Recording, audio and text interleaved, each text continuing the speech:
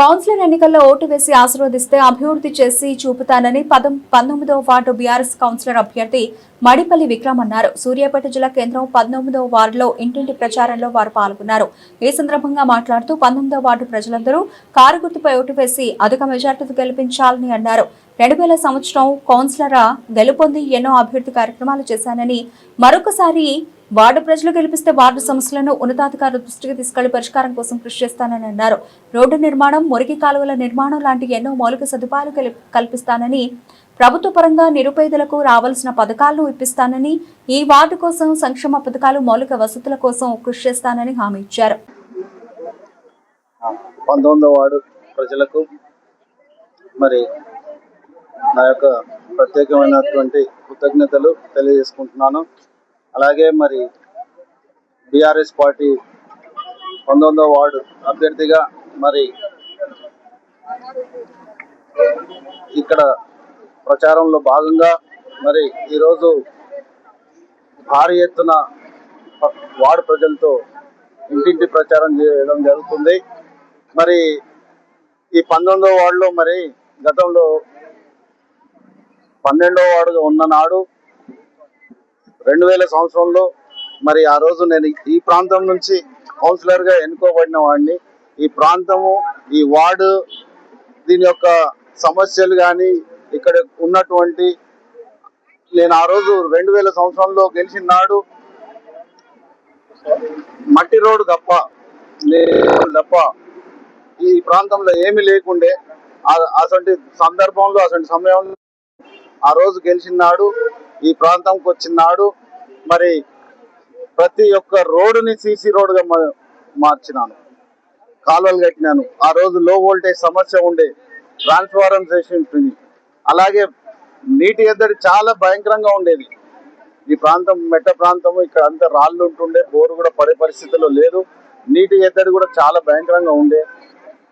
బోర్లు వేసి ఉంటుంది, పవర్ బోర్లు వేసి ఇక్కడ నీళ్ళ తీసుకొని వచ్చి ఉంటుంది.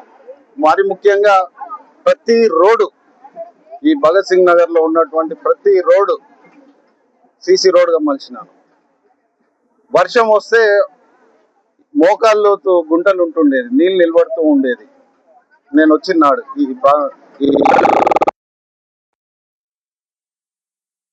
మోకాళ్ళతో బురద ఉంటుండేది, నీళ్లు ఉంటుండేది, నేల కాలువలు ఉంటుండేది.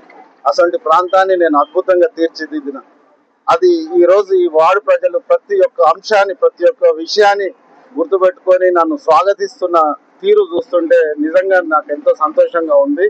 ఇల్లు నన్ను గుర్తుపట్టడం, నేను చేసినటువంటి ఆ రోజు నేను ఆ ప్రజలకు ఇచ్చినటువంటి సేవలు కానీ, వాళ్ళు నన్ను రిసీవ్ చేసుకునే పద్ధతి కానీ చూస్తుంటే నాకు ఎంతో సంతోషంగా ఉంది, ఆనందంగా ఉంది.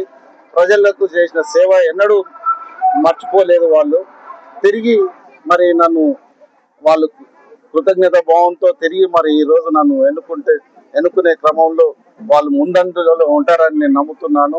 వాళ్ళు చూపిస్తున్న ప్రేమ కూడా నా పట్ల అలాగే ఉన్నది, చాలా అద్భుతంగా ఉన్నది. వార్డులో మంచి స్పందన ఉంది.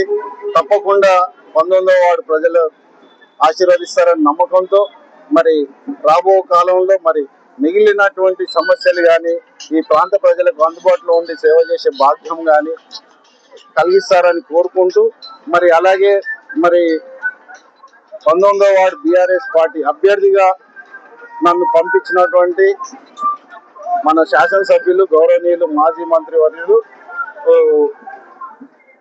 జగదీశ్వర్ రెడ్డి గారు, అలాగే వారికి నా యొక్క ప్రత్యేకమైన కృతజ్ఞతలు తెలియజేసుకుంటున్నాను. మరి ఈ ప్రాంతంలో మరి ఇంతకు ముందు ఉన్నటువంటి మాజీ కౌన్సిలర్ సుంకర్ రమేష్ గారు చాలా అద్భుతమైన సేవ చేసిండు. ఈ ప్రాంతంలో ప్రతి ఇంటికి ఏ గడప తొక్కినా కూడా సుంకర్ రమేష్ గారి పేరు వినబడుతుంది. చాలా అద్భుతమైన సేవ చేసిండు. వారు చేసినటువంటి సేవ మరి రిఫ్లెక్ట్ అవుతా ఉంది. వారు నన్ను రిసీవ్ చేసుకుంటున్న ప్రతి గడపలో కూడా వారు ఏదో ఒక సాయం చేసిన వాడుగా గుర్తింపు పొందిండు. అలాగే పట్టణాన్ని, వార్డుని అభివృద్ధి చేసిండు. వారు చేసినటువంటి సేవలు ఈ రోజు నాకు రిఫ్లెక్ట్ అవుతున్నాయి. గతంలో సుంకర్ రమేష్ గారు చేసినటువంటి, వార్డుకు చేసినటువంటి సేవలు ఈ రోజు నాకు రిఫ్లెక్ట్ అవుతున్నాయి. తప్పకుండా ఈ వార్డు ప్రజలు నన్ను ఆశీర్వదిస్తారని కోరుకుంటూ నాకు ఈ అవకాశం ఇచ్చిన వార్డు ప్రజలకు, అలాగే బీఆర్ఎస్ పార్టీ టికెట్ ఇచ్చి ఇక్కడికి పంపించినటువంటి మా శాసనసభ్యులు, గౌరవనీయులు, మాజీ మంత్రివర్యులు వారికి నా యొక్క ప్రత్యేకమైన ధన్యవాదాలు తెలియజేసుకుంటున్నాను.